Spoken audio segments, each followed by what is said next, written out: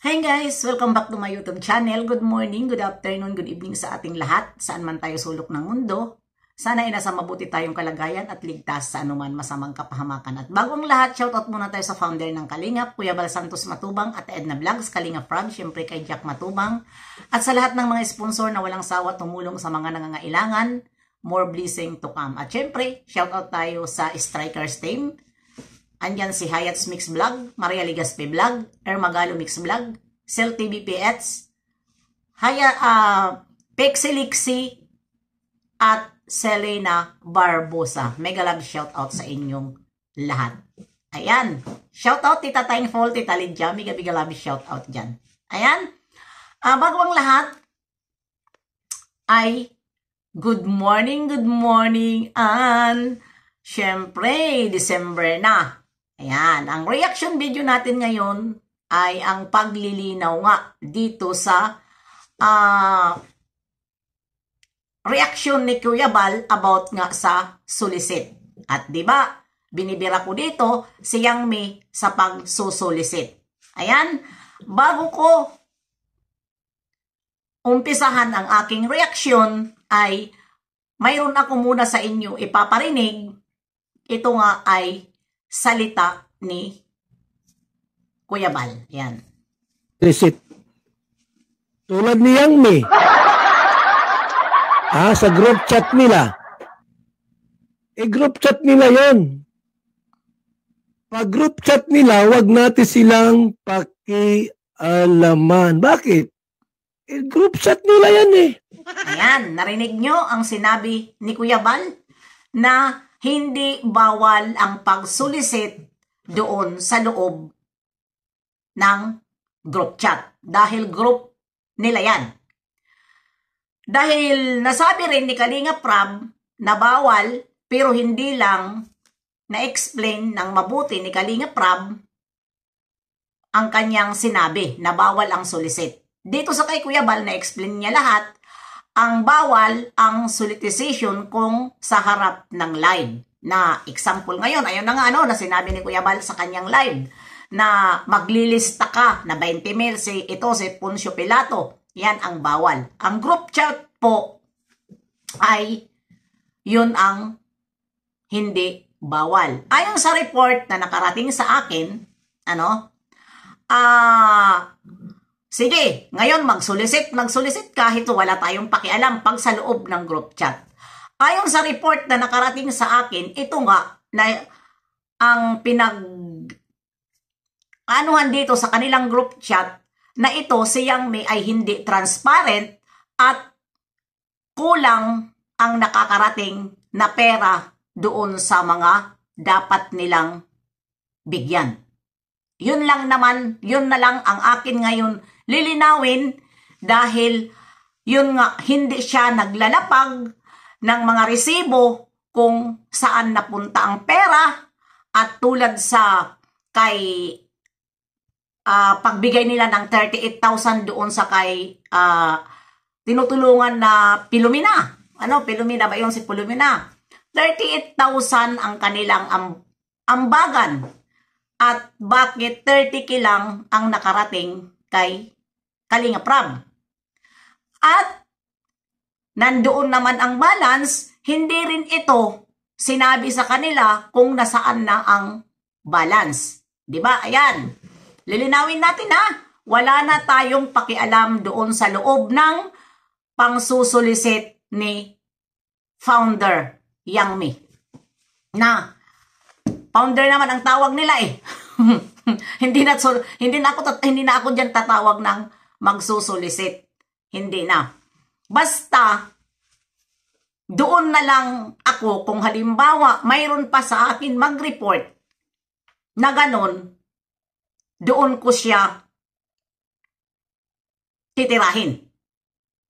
Basta mayroon lang kayo resibo. Dahil ayan na nga, pinarinig ko na sa inyo kung ano ang sinabi ni Kuya Bal na hindi bawal ang pagsolicit sa loob ng group nila dahil yon ay solid jungkar. 'Di ba? Solid yan doon ibinibigay niya sa kanilang minamahal na na love team. 'Di ba? Kaya kayo na ang bahala. Nasa sa inyo na 'yon kung patuloy kayo na magbibigay sa kanya na gano'n naman pala, hindi siya transparent at inaangkin niya ang pera at piling sa kanya lang ang pera. Wala siyang kagroup. Yun ang mali sa kanya. Wala na kayong pakialam doon. Kung ano man ang kanyang nasa sa inyo yun dahil kayo ang kagroup, magbigay kayo o hindi siya mamimilit. Kung ako sa inyo, na gano'n naman pala, na nakuhaan nyo na siya ng prueba na hindi siya transparent, at pag tinatanong nyo, hindi kayo makapagsalita dahil nire-remove kayo kaagad sa group, ay direct po kayo sa inyong minamahal na idol.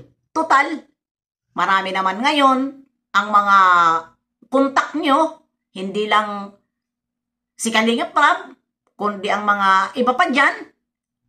Alam nyo, direct na lang po kayo kung yun lang naman ang nakikita nyo kay Yang Mi na siya ay hindi transparent at hindi nagbibigay ng resibo sa loob ng inyong GC. Para mawala na yung sakit ng loob nyo sa kanya, dahil ako ay isa lang naman ako na reactor. Kapag mayroon ako proof na pinapasa sa akin, ay magre-reaction ako.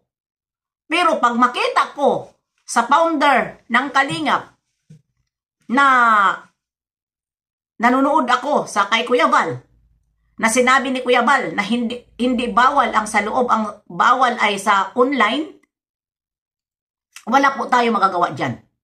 Dahil mismo na si Kuya Val ang nagpaliwanag na hindi bawal ang sa loob kung group. Ayan at yan si Kuya July, matagal na po rin yun na ginagawa sa group nila, pero sa kalam ang kuos. Ang humahawak mula noon hanggang ngayon ay hindi po yun nabutasan. Walang nag-report sa mga reaktor na si Kuya July ay hindi transparent at hindi binibigay ang kalahatan ng pera. Wala po. Kaya po, sa lahat po na nangungulik sa loob ng group chat, tularan po natin si Kuya July Ponel. Dahil mula sa simula ang kuos, yun na yun. Pero walang nag-report na yan si Kuya July ay hindi transparent. Kulang lagi ang pera ng bagan nila, wala po. Dinadagdagan pa ni Kuya July ang kanilang ambagan kung ito ay hindi sapat sa project ng Kalingap. Nagdadagdag siya. 'Di ba? Kaya po, yun po, huwag po tayo gumaya kung hindi po natin kaya, nagagawa tayo ng group. Gagawa tayo ng group na ang paggawa natin ng group ay kukupitan lang naman natin. Tularan po natin si Sir July. Dahil yan po ang sakalam. Yan po ang sakalam, humawak ng group. Walang ingay. Walang nagsabi na, oy, banat bagsik. Ayan pakireaksyonan mo nga si Sir July dahil kulang ang pera. Hindi transparent, hindi naglalapag. Kahit hindi na ilapag ni Sir July ang resibo dahil binabasa ni Kalingap Rab. Binabasa ni Kuya Val kung magkano ang halaga na binibigay ni Sir July. Kaya yun lang.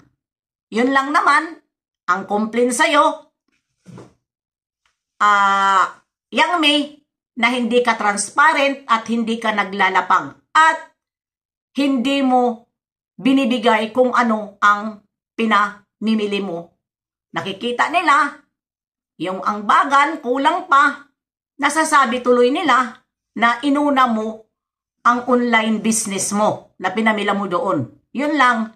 Kaya, ayan, Mali ako doon na about sa sinasabihan kita na solicit. Nag-solicit ka sa loob ng group nyo, hindi sa online.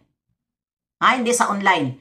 Pero dito na lang tayo sa mga complaint sa'yo na hindi ka transparent at hindi ka naglalapag ng resibo kung saan na napunta ang pera. Hindi maganda yon. Maging transparent ka. Tulad nga sa sinabi ko, gayahin mo. Total, nanonood ka naman kay Sir July, walang issue yun pagdating sa kanyang group. Pagdating sa kanyang mga doon sa loob na ambagan nila. Nagdadagdag. Kaya wag tayo humawak ng ganyan kung ang utak natin nadidemonyo sa pera. Diba? Wag humawak. Dahil minsan ang pera ay panulay. Diba? Panulay ang pera. Kahit hindi atin, nagagastos natin. Kaya hanggang dito na lang. See you next live and upload. God bless sa ating lahat.